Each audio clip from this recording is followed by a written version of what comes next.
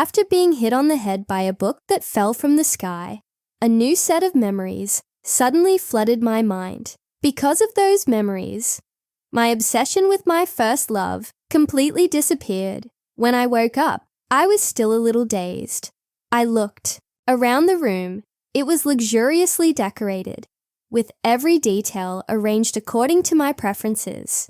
The new memories were vivid, almost as if heaven itself had planted them there to warn me. If I continued to be stubborn and unrepentant, I'd end up in misery. I pulled back the curtains and saw a vast field of roses. Adrian, my husband, had hired professional gardeners to plant them. Every flower in the garden and every inch of the villa's decor had been designed based on my tastes. But back then, I had seen it all as a beautiful prison. I opened my phone and, unsurprisingly, saw countless messages from my best friend, Rachel.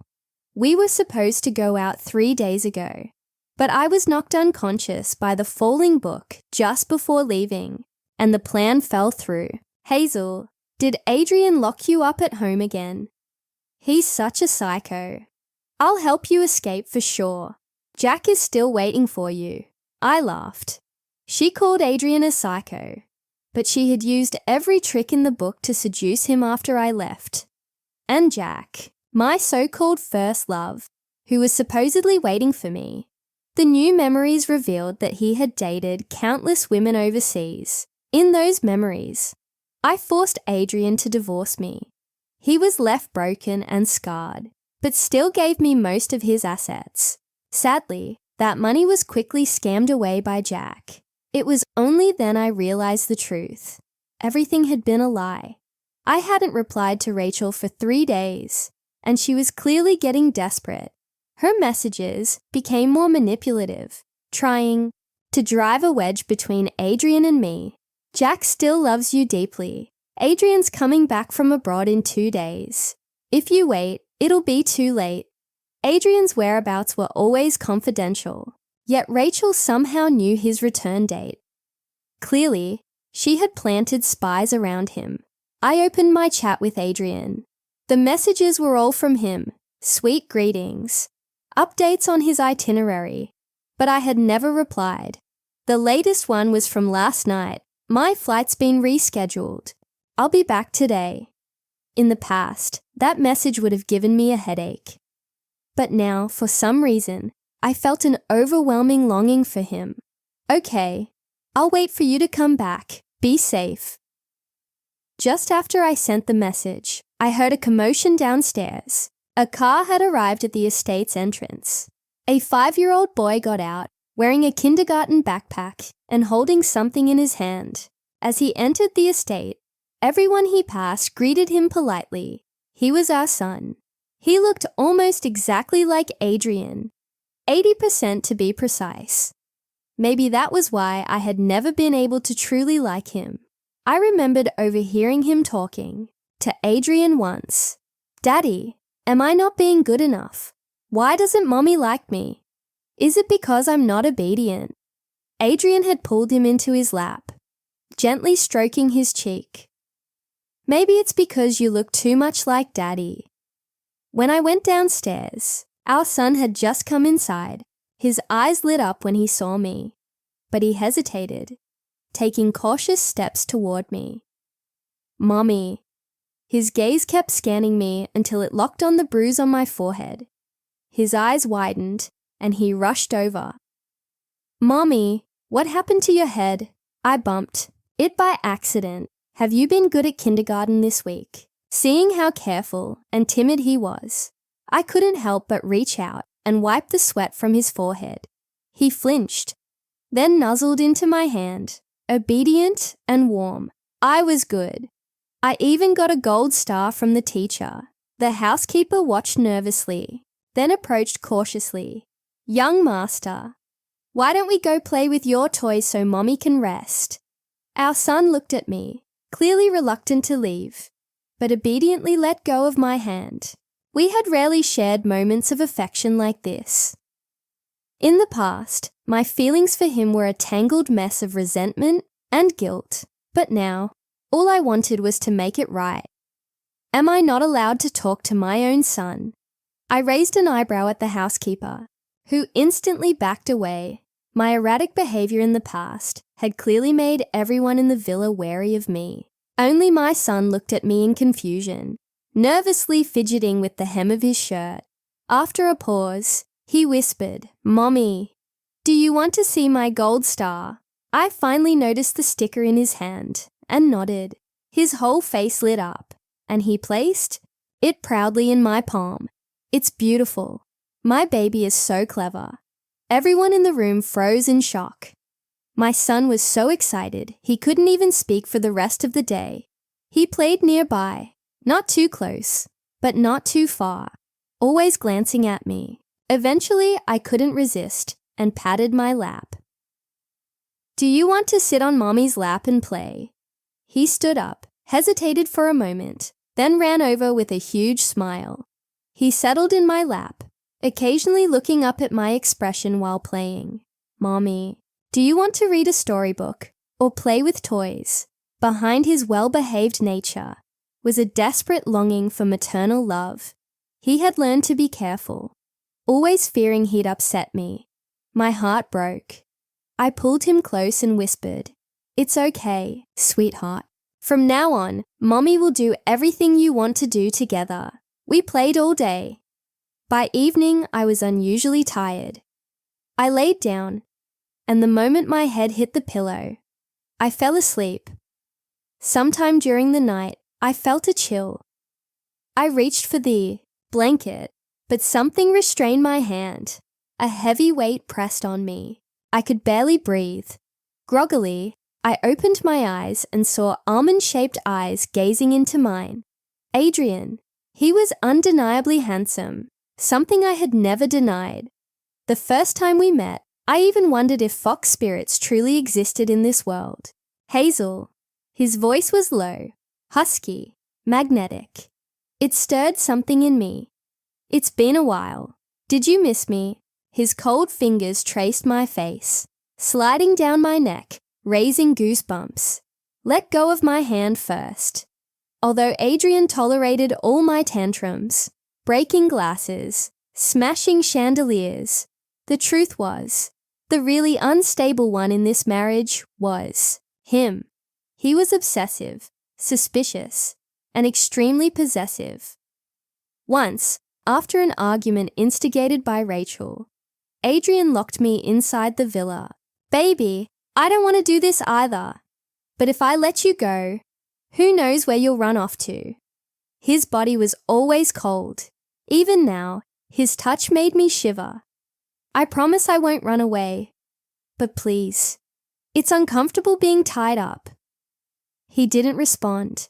Only after everything was over did he finally release me, gently massaging my wrists. I opened my eyes and saw Adrian, kneeling beside the bed, his eyes full of emotion as he focused on my hands. "What did you want to talk about?" he asked softly. "You messaged me. I was surprised, letting you go. I told you before, I won't agree to that." I was too exhausted to argue. I sat up with my last bit of strength and threw myself into his arms. He froze, clearly shocked, then held me tightly. I fell asleep again in his embrace. The next morning, I heard voices outside the bedroom door. "Is Mommy still not awake?" She promised to eat breakfast with me. "Mommy is very tired. She needs to rest." I peeked through the door and saw our son sitting on the floor. "Then I'll wait right here so she'll see me when she wakes up." He had Adrian's stubbornness, no doubt about it. I called out softly, "Baby." His eyes lit up and he rushed in. "Good morning, Mommy." Yesterday's interaction had broken the wall between us. He grabbed my hands with his tiny ones, full of joy. Adrian stood at the door, watching with a complicated expression. He had tried everything to win me over before, even begging on his knees, but I had only grown colder. Now he simply stood there awkwardly. The best way to handle awkwardness is with directness. I looked at him and smiled. "Good morning, hubby." Adrian, startled, knocked over 2 glasses of water that morning. By the 3rd time, I laughed. If you don't like me calling you that, I'll stop. I do like it, he answered faster than I expected. At the breakfast table, the housekeeper brought our meal. As she placed it down, our eyes met, and she immediately looked away. Mrs. Wood, how long have you been? Mrs. Wood, how long have you been working here? My sudden question made her stiffen for a second, but she quickly recovered. Almost 4 years, Mum. 4 years. That meant she had witnessed every tantrum, every glass I smashed, every moment I pushed Adrian away and mistreated our son, and yet she stayed. I see. Thank you for taking care of the house all this time. Her eyes widened. She probably thought I was preparing to fire her, but instead, I simply offered her a sincere nod and turned my attention back to breakfast. My son beamed as he munched on a buttered croissant, swinging his legs beneath the table. Adrian sat across from me, silent, watching my every movement with cautious curiosity. I could tell he was trying to figure out what had changed, why I was no longer cold, why I had called him hubby, why I had held our son. "You're not eating?" I asked, gesturing to his untouched plate.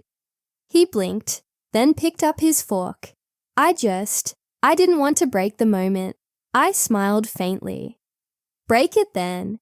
Breakfast is no place for awkward silence." He chuckled, the sound light and unguarded. It was the first time in years that the air between us didn't feel like a battlefield. After breakfast, I went for a walk in the garden with our son. The roses were in full bloom, a sea of scarlet and blush tones, stretching to the edge of the estate. I used to resent them, thinking they were a symbol of Adrian's control. Now I saw something different. Devotion, patience, years of silently loving someone who only ever pushed you away. "Mommy, can we pick some flowers?" "Sure, baby." "Which color do you like best?" "Red." "Because it looks like superhero capes." I laughed and knelt beside him as he carefully chose the most vibrant blossoms. We made a small bouquet together. When he proudly handed it to me, I felt the tightness in my chest. "Thank you, my little hero." He giggled and hugged me tightly. "Mommy smells like cookies." I ruffled his hair. "Maybe we should bake some this afternoon. Would you like that?" "Yes, yes." Chocolate chip. His joy was so pure, so untainted. And I had almost lost this because of lies and manipulation. When we returned to the villa, Rachel had messaged me again. "Hazel, seriously, what is going on? Are you okay? You're scaring me." "Jack wants to know if you got the necklace he sent." "Necklace?" I scrolled down. A photo was attached. It was a simple heart pendant. I stared at it without emotion. Another message followed. "He says it was the same kind you saw at the street fair when you were 19. Do you remember that?" Yes, I remembered, but I also remembered the truth now.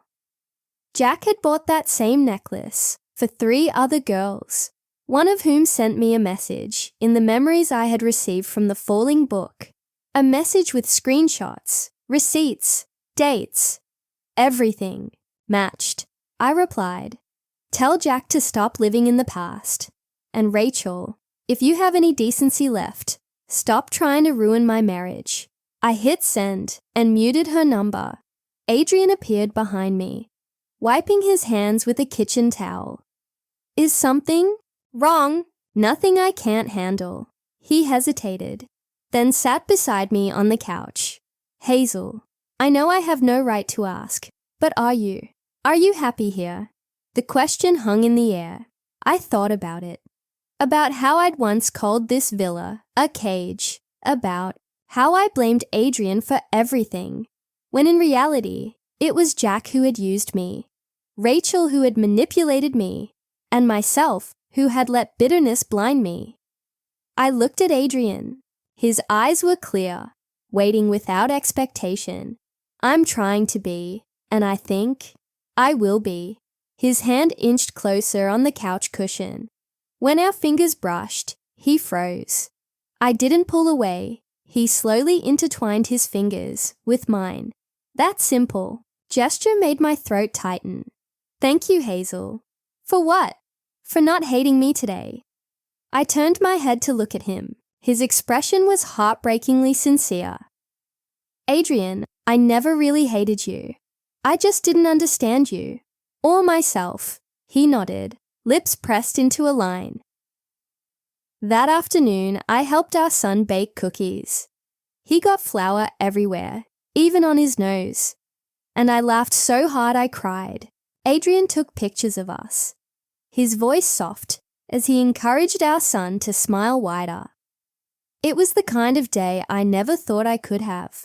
When evening came, I stood on the balcony watching the sunset. Adrian joined me, handing me a cup of chamomile tea. Do you remember the first time we met? I nodded. Of course. You were standing at the university gate, looking completely out of place in that three-piece suit.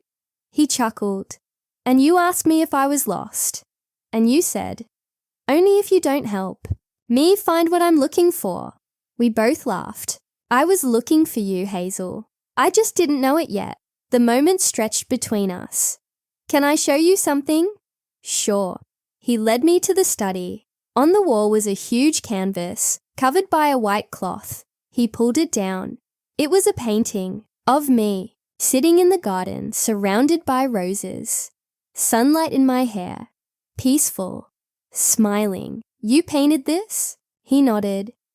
Every year, on our anniversary. This one was from last year. I stared at it. I had never looked like that, at least not to myself. But to Adrian, I had. I'm sorry, Adrian, for everything. He stepped closer. You don't have to say that. You were hurting, and I didn't know how to help you. I just didn't want to lose you. I looked into his eyes. You never did. We stood there in silence. Then he reached for me, slowly, giving me every chance to pull away. I didn't, that night, for the first time. We shared a bed not out of habit, not out of control, but out of choice. The next morning, Rachel was at the gate. She demanded to see me. I stepped outside alone. You look different, she said. Do I? More alive. More smug. I smiled. I'm just tired of lies, Rachel. I remember everything now. Her eyes narrowed. What do you mean? The book? Rachel. The one. You dropped on me. It had everything. The truth. Your manipulations. Jack's lies. She paled. I gave her a warning look. Leave us alone. I won't say it again. You think you can threaten me? No. I think I can end you. Quietly and legally. Stay away from my family. She flinched at the word. Family. I turned my back and walked away. Inside, Adrian waited, holding a steaming mug in our son's hand. He looked at me like he didn't believe I was real. Let's go for a drive, I said. He smiled. Anywhere you want. And for the first time in what felt like forever, I felt like I was exactly where I was meant to be. We drove without a destination in mind. The sun was warm against the windshield, and our son sang quietly in the back seat. His voice soft and off-key, but it made Adrian smile every time he looked in the mirror. I sat beside him in the passenger seat, fingers playing with the window, switch, up and down, over and over. I used to feel trapped in this car, in this life, in this marriage. But something had shifted, or maybe it had always been like this, and only now did I finally have eyes to see it. Hazel, Adrian said gently, eyes on the road. Do you remember that little bookstore on Bell Ridge Street? Of course. It smelled like cinnamon and ink. Why? You said, if you ever ran away from everything, you would live above a bookstore like that. I did say that, didn't I? I looked out the window, watching the trees blur past. I had meant it back then. I had craved simplicity so badly. I was willing to burn everything to the ground just to feel something real. But now, I had something real, right here. We drove for hours, eventually ending up at the very bookstore he mentioned. I gasped softly when I saw it. It hadn't changed. The same crooked sign, the same ivy climbing the brick walls. Adrian turned off the engine. I rented the place, he said quietly. 2 years ago. Just in case. Just in case of what? In case you ever decided to leave. I wanted you to have a place to go. My breath caught. And you never told me. You weren't in a place to hear it then. I stared at him, this man, so calm, so still, so quietly desperate to love me from any distance I allowed. I stepped out of the car, heart heavy, and walked toward the bookstore. He handed me a key. I opened the door. The scent of old paper hit me instantly, just as I remembered. The upstairs room had a little bed, a reading nook, and a small kitchenette. It was perfect. You built me a home I never asked for, I whispered. Because I knew you needed one, he replied. We didn't speak after that. Not in words. Our son explored the shelves, pointing out colorful books with dragons and castles and heroes. Adrian and I sat quietly on a creaky wooden bench by the window, watching the world go by.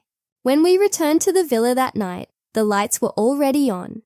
The housekeeper had prepared dinner, and our son ran to the table in excitement. I need to show you what I drew at the bookstore, Mommy. He proudly held up a picture. It was us, a stick figure family, one tall man, one long-haired woman, and a smiling little boy. In the sky, above our heads, a book floated with golden rays around it. What's that? I asked, pointing to the book. That's the magic book that gave you your smile back. Adrian paused as he served soup into a bowl. I didn't correct our son. Because maybe, just maybe, he was right. That night, after our son fell asleep, I stood on the balcony, lost in thought. Adrian joined me, carrying a blanket which draped around my shoulders. Are you cold? A little. He nodded. You used to say the stars looked like escape routes, little holes in the sky where light could escape. I remember. And now they look like forgiveness. He stood beside me silently. After a long pause, I turned to him. Why didn't you ever give up on me? Because I knew that the Hazel I loved was still in there, just buried under pain. And if she never came back, he looked down, lips pressed together. Then I would have loved you from a distance, forever if I had to. My throat tightened. I leaned into his chest. He froze for a moment, then wrapped his arms around me tightly, as if afraid I would vanish again. Adrian, I'm not going anywhere. He didn't reply. He just held me. The next morning, I walked into the kitchen and found a small envelope on the table. My name was written in Adrian's neat handwriting. Inside was a letter. Hazel. If you are reading this, it means something has changed. Maybe not everything. Maybe not enough, but something. I wanted you to know the truth about a few things. I never blamed you for pushing me away. I always understood you were hurting, and I was part of that hurt. Maybe not directly, but enough. I was the man who loved you in silence when you looked elsewhere. I was the man who watched you chase ghosts, and when you stopped running, I wanted to be here, still, waiting. Everything I built, everything I did, every rose in the garden, every gold star in our son's hand, it was all for you, for us, but I never knew if it would be enough. I only hoped. Welcome back, Hazel. Adrian, I read it 3 times. Then I folded it and placed it in my drawer, like something sacred. Rachel had not messaged again. It seemed she understood now. Or maybe Adrian had made arrangements to silence her influence. Either way, I no longer cared.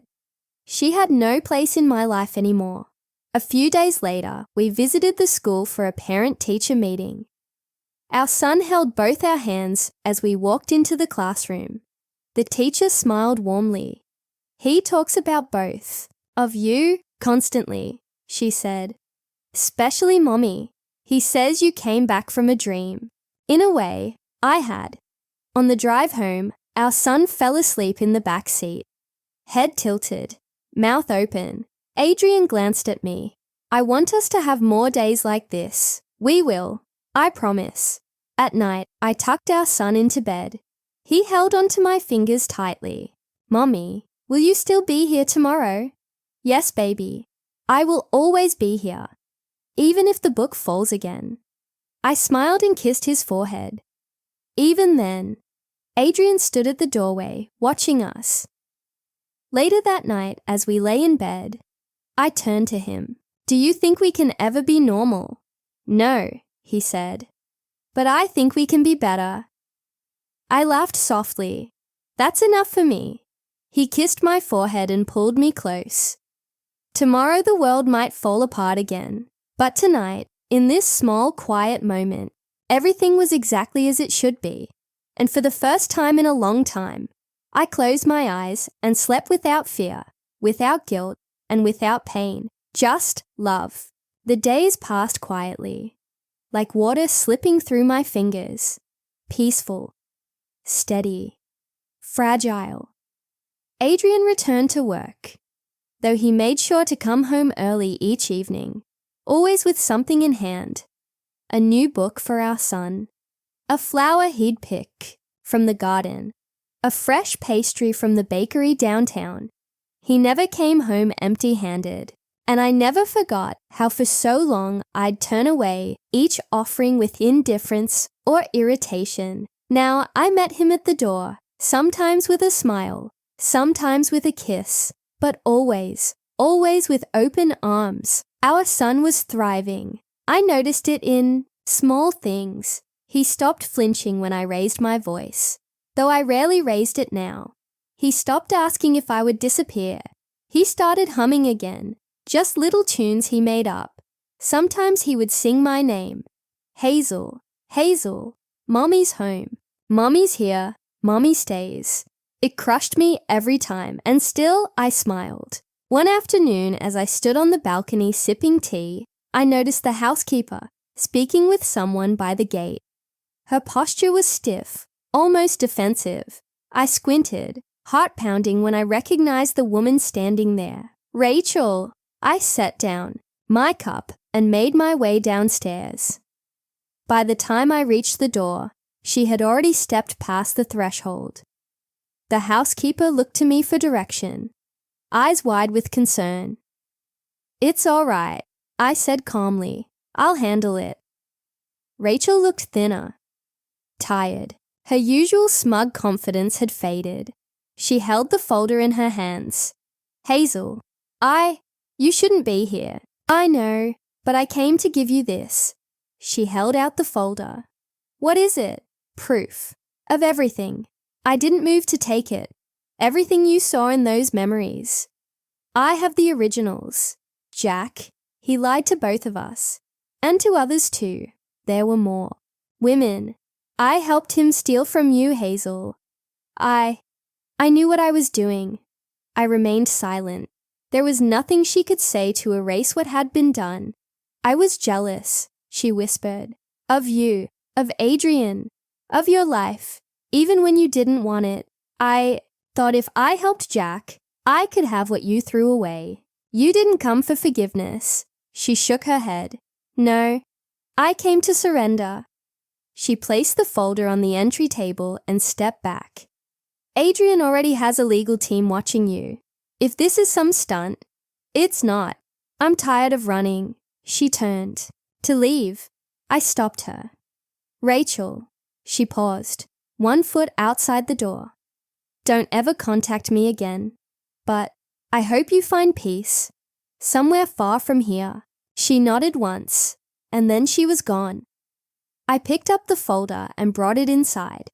When I opened it, my hands trembled. bank statements, messages, photos, recordings, Jack's scams, his fake investments, the women he conned, the money trails, and, at the center of it, a detailed ledger. Exactly how much he had stolen from me, from others, and how Rachel helped facilitate it. I took it to Adrian that evening. He read through it all in silence. When he finished, he looked up at me with something unreadable in his eyes. "You want justice?" "I don't know. I just want closure. Then I'll handle it." Adrian made a few calls. He didn't shout. He didn't even raise an eyebrow. But within 2 days, Jack's accounts were frozen, and Rachel's name was flagged on legal registries. Closure was coming, quietly, efficiently, just like Adrian. One evening, I found a small dusty photo album in the storage room. Curious, I brought it upstairs. Our son crawled into my lap as I flipped through the pages. "Who's that?" he asked, pointing to a young woman in a graduation gown. "That's me." "You look different." I smiled faintly. I was different. He turned the page. "Daddy." "Yes, that was when we first met. You were smiling. I was, wasn't I?" We went through the entire album. Weddings, vacations, our son's birth. And then, blank pages. Why did it stop? Because I stopped looking. At what? At life, I suppose. He didn't really understand, but he nodded anyway. "Can we take new pictures?" "We can take as many as you want, sweetheart." The next day, we did just that. Adrian brought home a Polaroid camera, and we took silly pictures in the garden, my son in a superhero cape, Adrian holding a basket of cookies like a proud contestant on a baking show, me laughing with flour on my nose, the wall near the staircase slowly filled with memories, new ones, honest ones. One night I was startled awake by a nightmare. I sat up, breath shallow. Adrian stirred beside me. "Hazel, I had a dream Jack came back, that he was standing in this room, watching me. He reached for me. His hands were warm, grounding. He can't hurt you, not anymore." I nodded and leaned into his chest. "Do you think people like us can really start over? We already have." I stayed like that for a long time, just listening to his heartbeat. In the following weeks, I started volunteering at a local shelter. Adrian encouraged it, even helped arrange transportation. I wanted to give back. I needed to. Something inside me had cracked open, and I could no longer live a life of quiet luxury without offering something in return. I worked with women rebuilding their lives. Some left abusive marriages. Some were betrayed by family. Some just needed a chance. I listened. I shared my story, not all of it, but enough. I saw them see me, not as someone perfect, but as someone who survived. One woman said, "You don't look like someone who suffered." And I replied, "Pain wears different clothes on all of us." When I came home that night, Adrian had cooked dinner. It wasn't perfect. He burned the rice, but he was beaming with pride anyway. Our son clapped. Daddy made crunchy rice. I smiled as I hugged them both. Crunchy rice never tasted so good. As the days turned to weeks, we grew closer. One night, I asked Adrian a question I had never dared ask before. "Why did you stay?" He looked up from the book he was reading. "Because I made a vow to love you in sickness and in health, and I meant it, even when you didn't." I reached for his hand. "You carried this marriage alone for a long time. Maybe, but you're carrying it now. That's what matters. The past would never disappear, but it no longer controlled me. It no longer whispered lies in my ear. I had Adrian. I had my son. I had myself." Again, one evening as we watched a movie, our son dozed off between us. Adrian turned to me. "Hazel, there's something I've been meaning to ask." "What is it?" "Would you marry me again?" I blinked. We're already married. I mean, officially. Not just on paper. I want a wedding. I want to stand in front of everyone and say, I choose you. Again. I covered my mouth with my hand. Yes. Of course. Yes. He smiled. And for the first time in a long time, I felt the full weight of joy. Real joy. Not fleeting. Not performative, but rooted. Alive. We started planning together. Not a grand wedding. Something small. Something intimate. Something true. I even called my mother. For the first time in years, she cried. We talked. I told her I forgave her. Not for her sake, but for mine. The week before the wedding, Adrian came home early with a new bouquet of roses. He handed them to me with a note tucked between the petals. The note said only this, "Welcome home, Hazel." And for the first time, I believed it with all my heart. The morning of the wedding, the sky was painted in soft pastels, lavender and rose, streaks across a pale blue canvas. There was a gentle breeze coming in through the open windows, carrying the garden roses Adrian had spent years cultivating. It was perfect, quiet, sacred. I stood in front of the mirror, adjusting the simple lace gown I had chosen. Nothing extravagant, just white soft fabric that flowed like memory. My son, dressed in a tiny tuxedo, stood at the doorway with a shy smile. "Mommy, you look like a fairy." I turned and crouched to his level. "And you look like a prince." He giggled, hiding his face in my neck as he hugged me tightly. "Are you nervous?" "A little, but in a good way." He pulled back, eyes wide. Daddy said, "When you're nervous and happy at the same time, it means something big is happening." He's right. My son looked thoughtful for a moment, then reached into his pocket and pulled out a small folded paper heart. "Made this for you, so you can keep it in your hand when you walk. That way you won't be scared." I took it from him, my hands trembling slightly.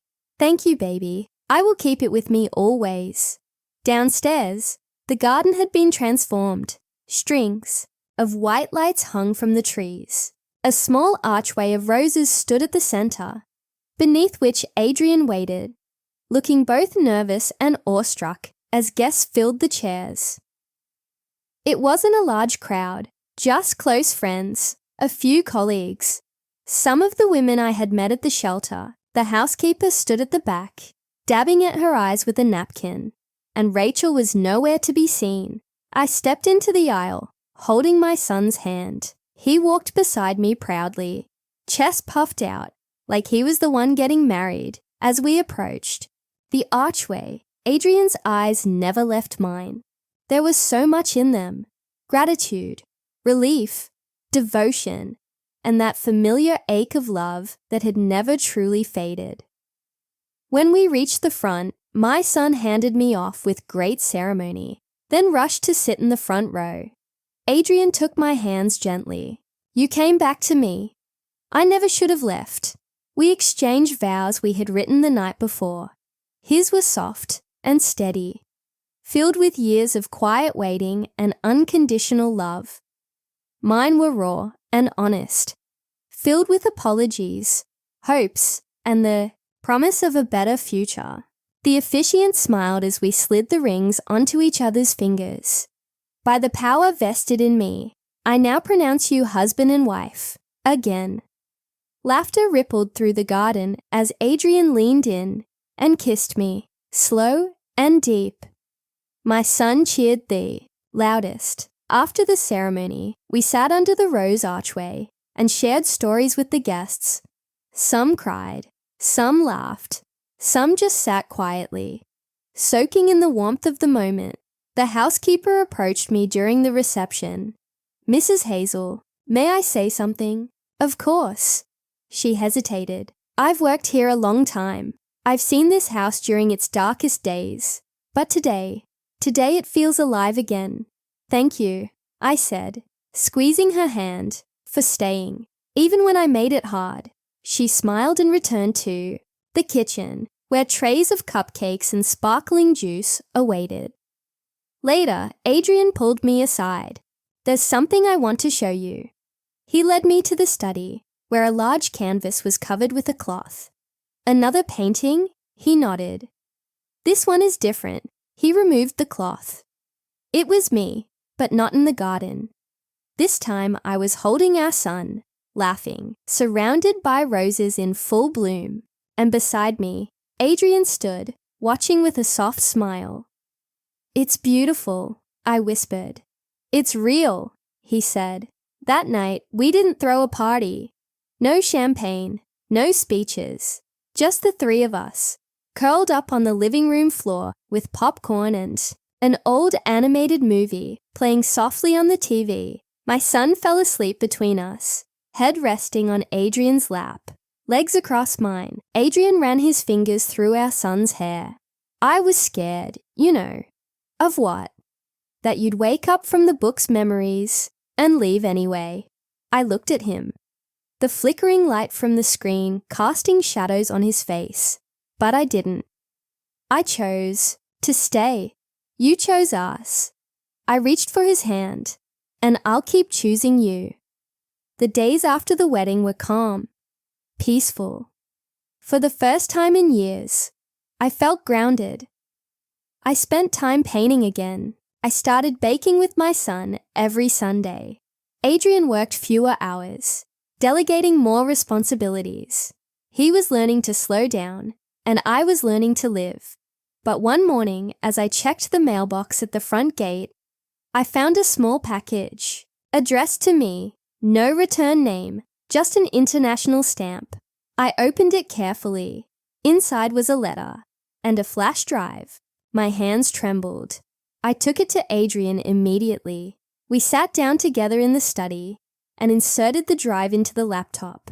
A video began to play. Jack. He sat in a dim room, unshaven, eyes red, shoulders hunched. Hazel, if you're seeing this, then you've probably already destroyed everything I worked for. Congratulations! I underestimated you. Again, he laughed bitterly. I don't expect you to forgive me. I don't even expect you to care. But I wanted to say this before everything ends. You were the only person who ever really believed in me, and I used that belief to feed my greed.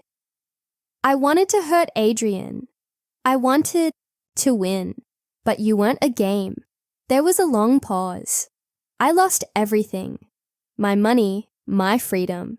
Rachel turned herself in. I think she regrets it all. Or maybe she just regrets getting caught. Another pause. I don't know how much longer I have. This isn't a threat. It's a goodbye. The video ended. Adrian closed the laptop without a word. Do you think he's serious? Does it matter? I suppose not. I handed him the letter. He opened it and read silently. It was short. Tell her I'm sorry, and that she deserves the life I could never give. Adrian folded the letter and tossed it into the fireplace. He doesn't get to exist in our life anymore. Agreed. We never spoke of it again. A few weeks later, I received a message from one of the shelter coordinators. One of the women I had mentored wanted me to attend her graduation ceremony. She had completed a nursing program. I showed the message to Adrian. You should go, he said. Come with me. He smiled. Always. The ceremony was simple but moving. When my mentee saw me in the audience, she burst into tears. Afterward, she hugged me tightly. You helped me believe I wasn't broken. You never were, I replied. On the drive home, Adrian was quiet. What are you thinking about? I asked. About how many lives you'll change just by being yourself. I looked out the window, at the road unfolding ahead. Maybe I needed to be broken to learn how to help others heal. Or maybe you were never broken, just lost. I reached for his hand. Not anymore. Not ever again. We returned home to find our son had built a castle in the living room, using couch cushions and bed sheets. He popped his head out. Welcome to the kingdom of cookies. Password, please. I grinned. Love! He squealed with delight and let us inside. That night, as I tucked him in, he whispered, Mommy, this is the best day ever. I kissed his forehead. Every day is the best day when I'm with you, and I meant it. It was a Wednesday afternoon when the storm came. Not the kind that darkens skies or rattles windows, but the kind that begins with a phone call you never expect to receive. I was in the garden trimming back some of the older rose stems, with my son playing nearby, when the housekeeper called out from the veranda, Mrs. Hazel, it's for you. A Mr. Jensen. He said it's urgent. Mr. Jensen, Adrian's lawyer. I wiped my hands and picked up the cordless phone, heart already sinking. Hazel, he began without pleasantries. I'm sorry to call like this, but Adrian was in an accident. The world stopped. He's stable. He's alive. But it was serious. He's at the University Medical Center. I don't remember hanging up. I don't remember telling the housekeeper to watch our son. I only remember the drive, how I gripped the steering wheel so hard my knuckles went white, how every red light felt like a betrayal, how every honk sounded like an alarm bell. When I reached the hospital, I was led to the ICU waiting room. Cold walls, harsh lights, the smell of antiseptic. Adrian had been in a car crash. A truck ran a red light and struck his vehicle at an intersection. The driver was drunk. He had been conscious when the ambulance arrived, they said. He even asked the paramedics to make sure someone called his wife. When I was finally allowed into the room, I found him hooked to machines, tubes in his arm, a bandage around his head, bruises blooming along his jaw. I sat beside him, taking his hand carefully in mine. You promised me forever, remember? His eyelids fluttered. Hazel, I'm here. He tried to smile, but it hurt too much. You came fast. Of course I did. He squeezed my hand weakly. Our son, he's safe. He's home. He sighed in relief and drifted back to sleep. The days blurred after that. I stayed at the hospital, sleeping in the stiff chair beside his bed. Our son visited in the afternoons, carrying drawings and stories and small toys to cheer up his dad. One afternoon, he placed a dinosaur on Adrian's nightstand. This one is strong like you, so he'll protect you while you sleep. Adrian was slowly improving, but his recovery would take time. The doctor said he had a concussion, cracked ribs, and a fractured arm, but he was alive. And he remembered me, and that was enough. Back at the villa, the silence was heavier than usual. The bed felt too big, the house too quiet. Our son asked each night if Daddy would still remember him in the morning. Every time, I said yes. And every morning, Adrian asked for us by name. It was 2 weeks before he was discharged. I brought him home in the same car that had once carried us to the bookstore, the first place I had ever believed he saw the real me. Now I was the one watching over him. At home, I fluffed the pillows on the couch and helped him lie down gently. Our son snuggled up beside him immediately. Resting his head on Adrian's uninjured arm, we watched old movies and took turns reading to him. Adrian joked that being pampered felt strange, but I could see how deeply he appreciated it. Late one night, after our son had gone to bed, I sat beside him, watching the rise and fall of his chest. Hazel, he said softly, not looking at me. Yes? If things had gone differently, if I didn't make it, I wanted you to know something. I placed a finger on his lips. No what ifs. You're here. That's what matters. He closed his eyes, and I saw a tear slide down his cheek. You stayed. Of course I did. You always could have left. I never will. He turned his head and looked at me. The pain medicine made his eyes glassy, but the emotion was clear. I love you more than I know how to say. You already say it every day, his lips curved upward. After a few weeks, he started to walk short distances again. Our son became his biggest cheerleader, clapping for every step, awarding invisible medals for each victory. "You're my superhero, Daddy," Adrian laughed softly, "only because I have the two best sidekicks in the world." One evening we sat in the garden again. The roses were in full bloom. I had tea. Adrian had juice. Our son was chasing butterflies. Adrian reached into his pocket and pulled out a small velvet box. "What's that?" "A gift I meant to give you at the wedding, but I forgot." I raised an eyebrow. "You forgot?" He smiled sheepishly. I was nervous. I opened the box. Inside was a thin silver bracelet with a small charm shaped like an open book. "Because everything changed the day the book fell," he said. I slipped it onto my wrist and held his hand tightly. "Thank you." "No, Hazel. Thank you for staying, for choosing us, for giving me back my family." I leaned into his shoulder, careful of his healing ribs. For the rest of the evening, we sat in silence, watching the sun dip below the trees. That night, as I tucked our son into bed, he asked a question I hadn't expected.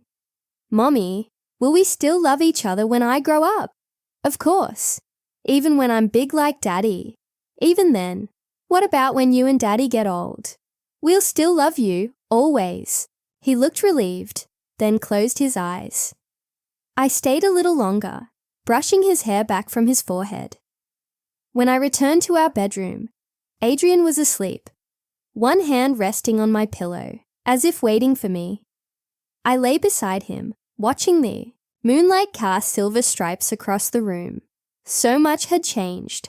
I had changed. And though the scars were still there, on my heart, in my memories, I no longer ran from them. They were part of me, but they no longer defined me.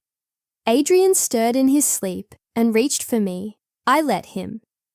In the quiet of that room, with the weight of his hand over mine and the sound of our son breathing down the hall, I realized something simple and profound. The happiest endings aren't perfect. They are just real. Spring turned to summer. The days grew longer, golden light filtering through the villa's windows, like a quiet blessing. Adrian was almost fully recovered now. He had returned to work part-time, though he still walked with a slight limp when he was tired. Our son was thriving, more talkative, more confident, and undeniably attached to both of us. The three of us had formed something sacred, something solid, a new rhythm, a real family. One morning, as I was watering the roses, I heard a knock at the front gate. The housekeeper opened it, then turned to me with a confused expression. "There's a woman here asking for you, Mrs. Hazel. She says she's your aunt." I froze. My mother had cut ties with most of the extended family years ago, and I hadn't spoken to any of them in nearly a decade. I wiped my hands and walked slowly toward the entrance. The woman standing there was older, with grey streaks in her hair and a worried crease between her brows. "Hazel?" she asked softly. "Aunt Marianne." She nodded. "I didn't expect you to recognize me." I hadn't, but I remembered her voice. She used to braid my hair when I was little, humming old lullabies. She was the only one who ever defended me when my mother was cruel. "What are you doing here? Can I come in?" "Just for a moment." I hesitated, then nodded. We sat in the garden, surrounded by roses. Adrian came outside for a moment, saw us, and quietly went back in, giving us space. "I found out what happened with Jack," she said, "and with Rachel.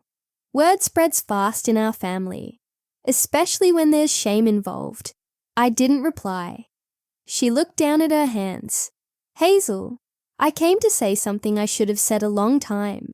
"Ego." She took a deep breath. "I knew what your mother was like. We all did.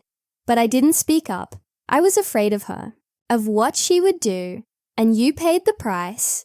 You were just a child. And we let you carry all of her pain. I swallowed hard.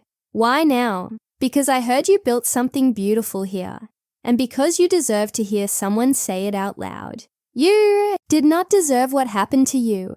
My hands shook slightly as I reached for my tea. I appreciate you saying that. I do. But it doesn't change anything.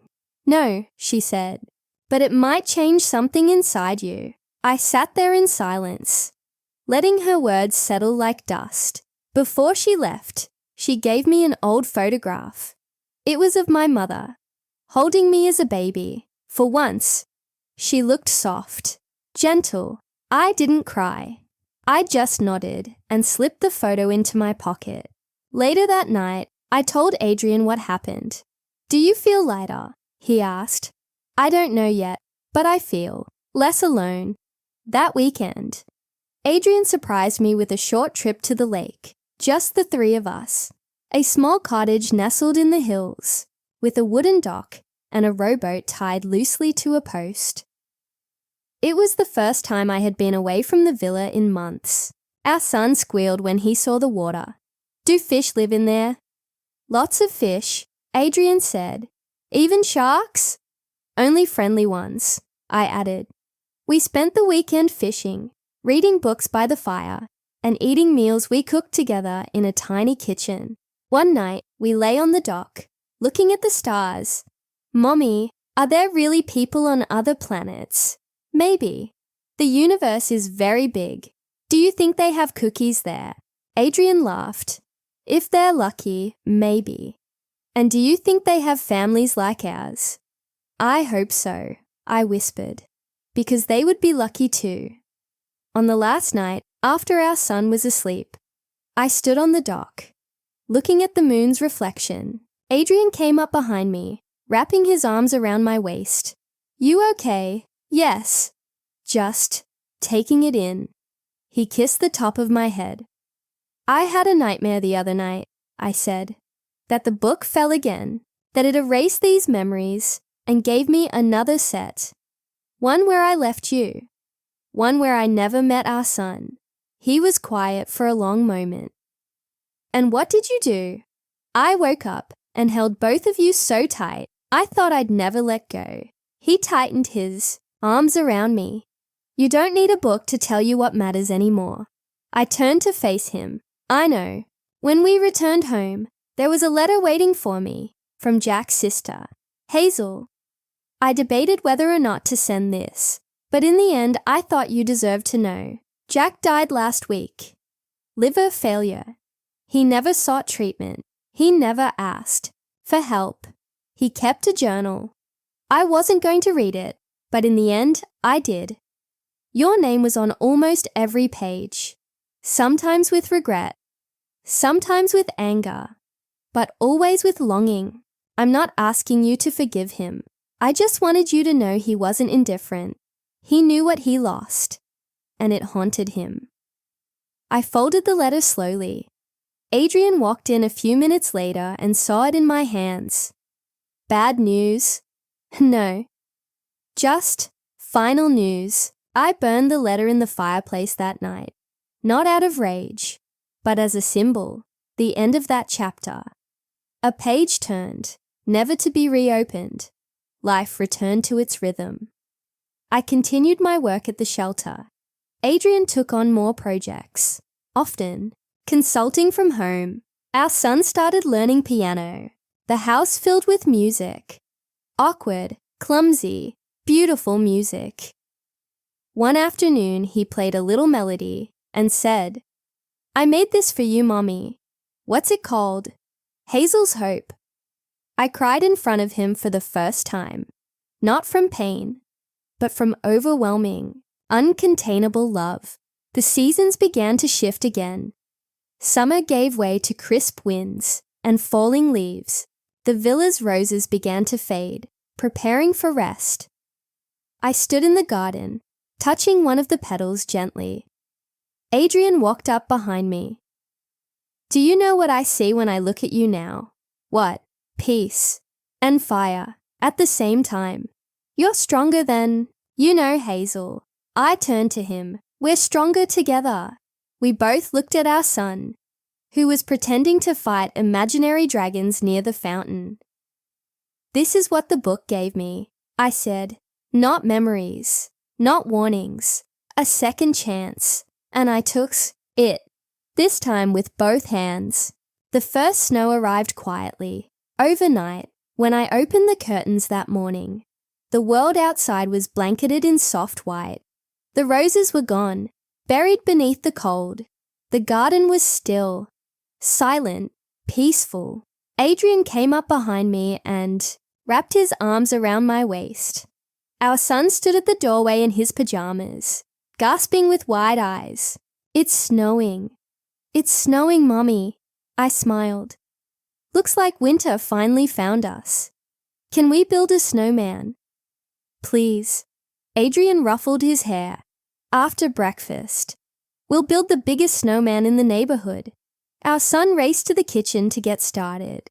On his cereal, already planning his snowman's hat and scarf. I stayed by the window, watching the flakes drift down. So much had changed in 1 year. Too much to measure in days or distance. There were no more messages from Rachel. No more shadows from Jack. My family, scattered and silent for so long, had begun to reconnect one letter at a time. Aunt Marianne visited us once a month. Even my mother had sent a brief message through her. Just 2 lines. I don't expect anything, but I am glad you are safe. I hadn't replied. Not yet. But I didn't burn the note either. I tucked it into a drawer beside the old photograph of her holding me. Some wounds need time, not salt. That afternoon, we played in the snow. I hadn't laughed like that in years. Our son ran around us, red-cheeked, his scarf flying behind him, like a cape. Adrian made a snow angel and pretended he was stuck, calling for backup. I collapsed beside him, breathless from laughter, and kissed his cheek. Look at us, I whispered. We're ridiculous. He looked up at the sky. We're happy. And we were. Later that evening, I sat by the fireplace with a journal in my lap. Adrian had bought it for me weeks ago, telling me I needed to start writing my own story. I opened the first page. My name is Hazel. I once believed I was trapped, in a marriage, in a house, in a life I never chose. But the truth is, I had built most of those walls myself. It took a falling book, one moment of absurd magic, for me to see the truth I had always refused to face. Adrian was never the prison. My own pain was. I looked up from the page. Adrian sat across from me, reading, glasses sliding down his nose. Our son slept nearby, curled on the rug in a nest of blankets and stuffed animals. I returned to the page. This is not a story about regret. It is a story about returning to love, to self, to family. The journal filled slowly over the following weeks. Pages of thoughts, memories, reflections. I began writing about the women at the shelter too. Their triumphs, their grief, their strength. Eventually, someone from the shelter asked if I'd consider reading my words aloud at an event. I did. My hands shook the entire time, but I read every word. When I finished, the room was silent for a moment. Then, someone stood, then another, until they all applauded. It wasn't for the writing. It was for the truth inside it. Afterward, a young woman approached me, eyes brimming with tears. I was about to go back to him, she said. But I heard your story, and now I won't. I hugged her and we cried together. Back at home, Adrian kissed my forehead and told me he was proud. You're helping people find their voice, Hazel. So are you. He smiled. I just built the stage. The months passed. Our son turned 6 and requested a superhero cake with extra sprinkles. He invited the entire class and insisted Adrian and I both dress up as sidekicks. We did. On his birthday, as he blew out the candles, he said, I wish for things to stay like this forever. Adrian looked at me, and I nodded. Me too. As spring returned, so did the roses. One morning, I walked outside and found the first bloom, a single white rose, rising from the bed of green leaves. I picked it gently and brought it inside, placing it in a glass of water on the windowsill. Later that day, our son asked why I chose that one. Because it reminds me that beauty always returns, even after everything dies back, even after the cold. That evening, we sat in the garden, surrounded by new life. The sun was setting, casting gold across the sky. Adrian took my hand. What are you thinking about? The book, the one that fell. Yes. I still don't know where it came from or why. But I've stopped questioning it. It gave you back to me. It gave me back to myself. He looked at me seriously. Would you want it to fall again? I paused. No, I wouldn't change anything now. Not a single day. He nodded. Me neither. We stayed there until the stars came out, and in the quiet, with the wind rustling the roses, and our son laughing in the distance, I closed my eyes and whispered to the night, "Thank you. Thank you for the second chance. Thank you for the storm that shook me awake. Thank you for the man who waited. Thank you for the boy who taught me how to love without fear. Thank you for the life I almost lost. And thank you for the story that was mine all along, not a fairy tale, but something better, something true."